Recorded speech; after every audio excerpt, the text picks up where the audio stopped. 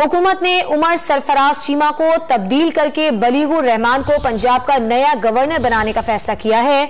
वजीर आजम शहबाज शरीफ ने समरी ऐवान सदर को अरसाल कर दी है। इस पर बात करेंगे डॉन न्यूज के नुमाइंदे सनाउल्लाह से। सनाउल्लाह, क्या तफसीलात हैं?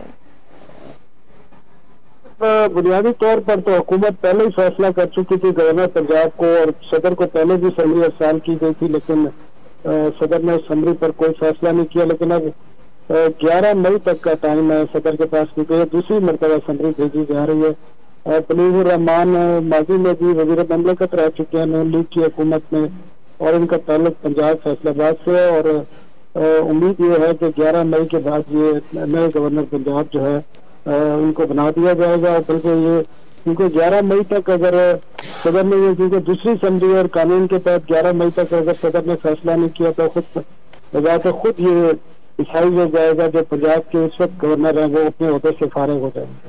जी, बहुत शुक्रिया आपका सनाउल्लाह।